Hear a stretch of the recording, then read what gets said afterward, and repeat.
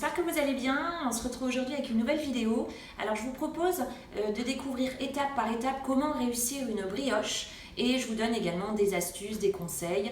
J'espère que cette vidéo vous plaira et je vous laisse découvrir la suite en images. Alors pour commencer, il faut utiliser de la farine T45. Ensuite, on utilise de la levure fraîche ou de la levure déshydratée. On utilise de l'eau, mais ce qui est très important, il faut qu'elle soit à température ambiante ou légèrement tiédie, et même chose pour le lait. Il ne faut pas que ce soit trop chaud, sinon ça tue la levure. Il ne faut pas non plus mettre en contact dans la cuve du robot la levure, le sucre et le sel. Donc le mieux est de séparer vraiment les trois éléments de chaque côté dans la cuve du robot. Ensuite, il faut pétrir pendant 10 bonnes minutes.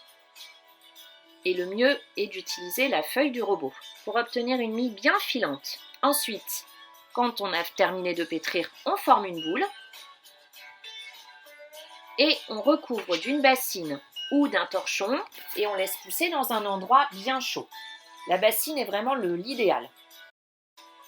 On vient ensuite déposer la pâte sur un plan de travail qu'on farine, on dégaze bien, on fait échapper tout l'air, on remet dans un bol et il faut bien recouvrir de film alimentaire. On va venir ensuite la mettre au frais pendant 2 bonnes heures. On va ainsi faire ressortir tous les arômes. Quand les 2 heures sont passées, on remet la pâte de nouveau sur le plan de travail bien fariné. Et ensuite, on va venir la découper selon les envies, la façonner. Donc, moi, j'aime faire des tresses à 3 ou 4 branches. Donc, on la façonne, on remet de la farine sur le plan de travail. Là, je suis en train de faire mes brins. Et ensuite, donc là, je fais une brioche à 4 branches.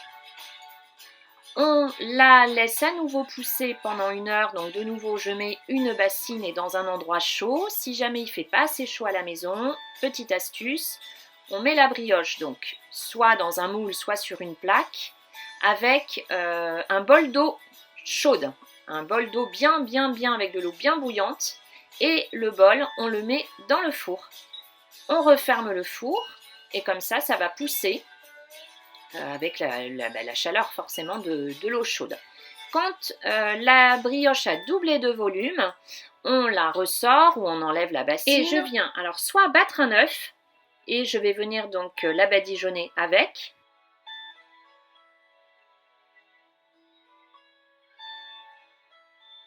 Soit avec du lait. Donc à l'aide d'un pinceau, toujours, je badigeonne la brioche avec le lait. Je mets ensuite en cuisson donc dans un four préchauffé. En général, moi je l'ai fait à 150 degrés, mais ça c'est en fonction de la recette. Donc on voit qu'avec le lait, c'est vraiment également bien doré. On la laisse refroidir sur une grille. Et il ne reste plus qu'à la déguster. J'espère que la vidéo vous a plu. Si c'est le cas, je compte sur vous pour les likes. N'hésitez pas à commenter, n'hésitez pas à vous abonner si ce n'est pas encore fait. Il suffit de cliquer sur le petit icône quand Margot pâtisse. N'oubliez pas d'activer la petite cloche pour recevoir à chaque nouvelle recette une notification. Et puis j'espère que cette vidéo vous aura donné envie de faire des brioches. Et je vous dis à très vite dès mercredi avec justement une recette de brioche. J'espère que vous allez bien. Alors aujourd'hui on se retrouve avec une recette, une vidéo. Ouais, super. Faire et comment réussir. Je vais pas y arriver, hein. Jules. Chut. Chut. Alors j'espère que la recette. Non, c'est pas une recette. Si ça vous a plu et si ça vous